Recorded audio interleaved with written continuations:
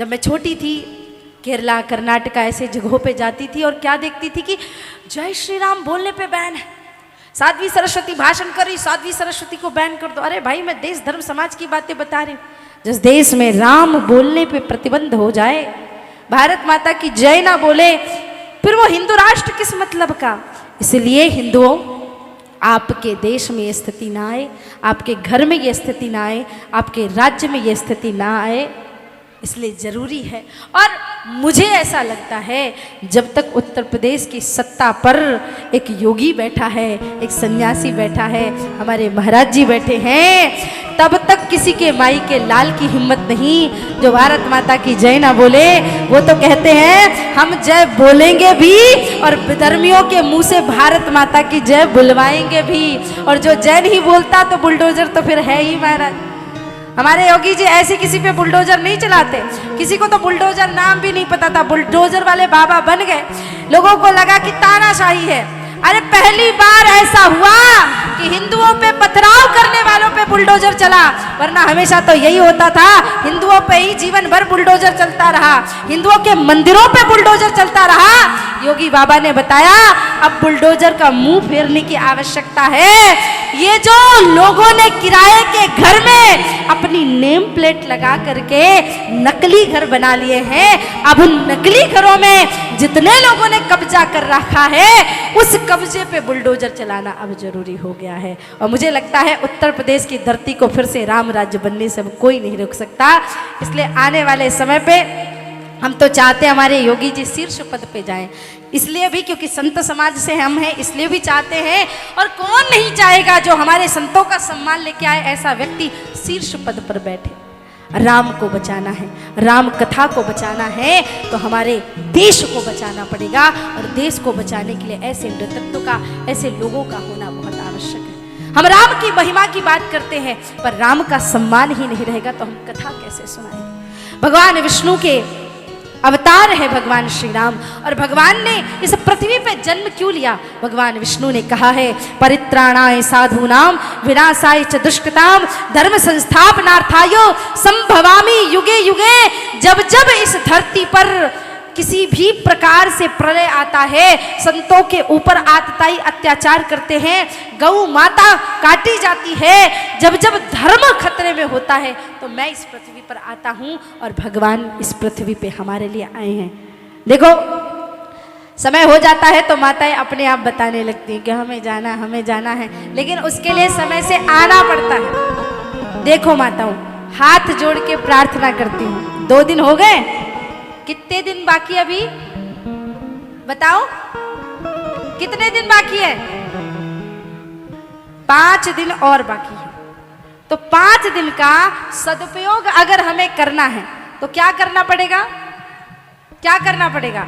समय से रोज 1 बजे आप आ जाओ। हम 2 बजे के कथा प्रारंभ करते हैं, आप 1 बजे आ तो जाओ। 1 नहीं आ सकते तो 1:30 बजे आ जाओ। अगर हम 1:30 बजे कथा में नहीं आएंगे, सोचेंगे देवी जी आ जाए पहले फिर आएंगे। आज तो फिर भी माताएं देखो समय से आई थी थोड़ी बहुत और अभी आ रहे हैं धीरे धीरे। और आपको रात में कथा सुनने में आदत है, रात को भजन किया जाता है, आप तो रात्रि में अब कहाँ से आए हम कथा सुनाने बताइए। और बहुत सारी माताएं दूर दराज से आती हैं, तो दूर दराज से आती इसलिए कथा का समय ये रखना पड़ा। इसलिए निवेदन है कि 5 दिन और लाभ उठाओ। और कल तो हमारे शिव जी की बारात है, शिव जी का ब्याह है भाई। क्या है? शिव जी का विवाह है, तो सज धज के श्रृंगार करके हमें आना है। शिव जी वाला श्रृंगार मत करना, सांप बिच्छू लपेट के मत आ जाना। हाँ, कि सांप बिच्छू लपेट के आ गए, शिव जी जैसा श्रृंगार कर लिया तो आधे से ज्यादा लोग तो डर करके भाग जाएंगे। रामचरितमानस हम कल चर्चा कर रहे थे। बाबा तुलसीदास जी की एक चौपाई सब कुछ, बाबा जी एक पिटारा लेके जा रहे थे, बक्सा लेके जा रहे थे। बहुत सारे लोग मुझसे भी पूछते हैं कि ये क्या है, रामचरितमानस में क्या है। तो अगर सरल भाषा में बताया जाए क्या है रामचरितमानस, बाबा तुलसीदास जी से पूछा इस बक्से में क्या है, बाबा जी ने इतना सुंदर जवाब दिया, एहि महारघुपति नाम उदार। इसमें भगवान का नाम है। अति पावन पुराण श्रुति सार,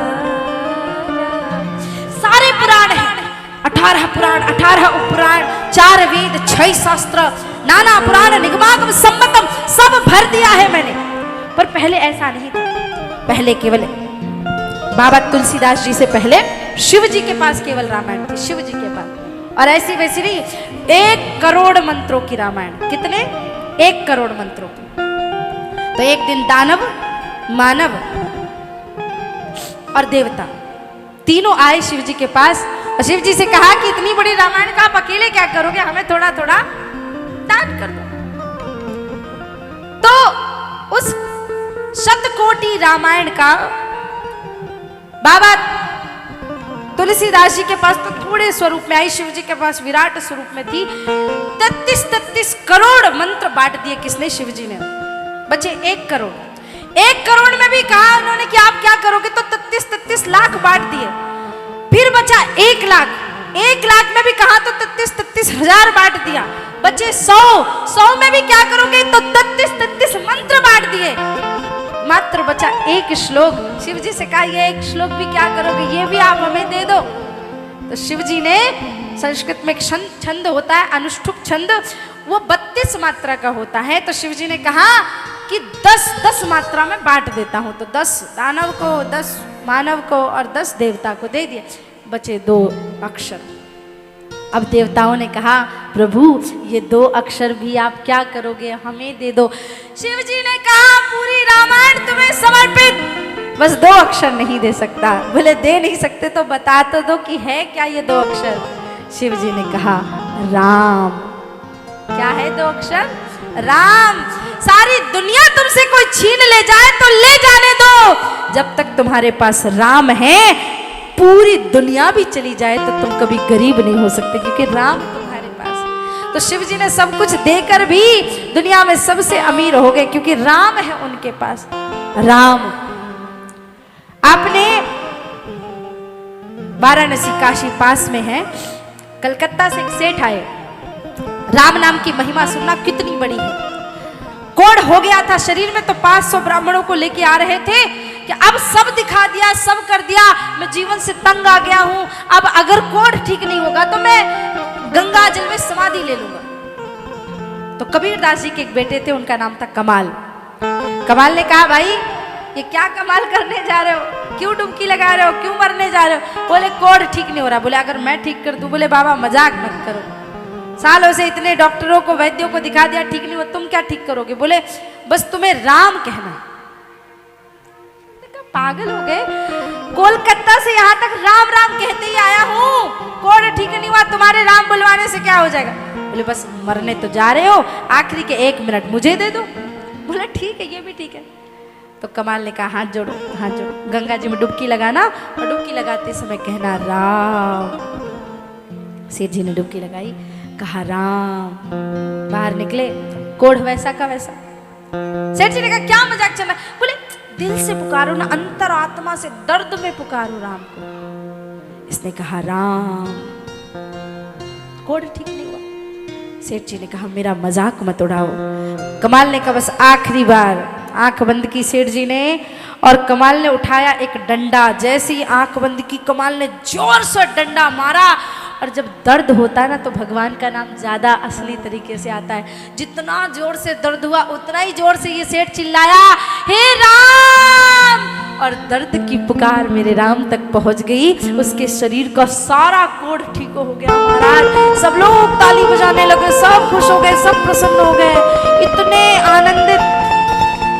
चलो कृपा आपकी हो गई। हाँ सब खुश। अब कमाल ने कहा मैंने इतना बड़ा चमत्कार किया। अगर बेटा कोई बहुत बड़ा काम करता तो सोचता सबसे पहले माता पिता को बता दो। अब उनके पिता तो जाने माने व्यक्ति कबीरदास जी के पास गए कमाल, और कहने लगे पिताजी आपको पता है क्या हुआ? मैंने ऐसा ऐसा ऐसा ऐसा ऐसा किया, 3 राम मात्र से, मात्र 3 बार राम राम बुलवाने से मैंने कोढ़ी ठीक कर दिया।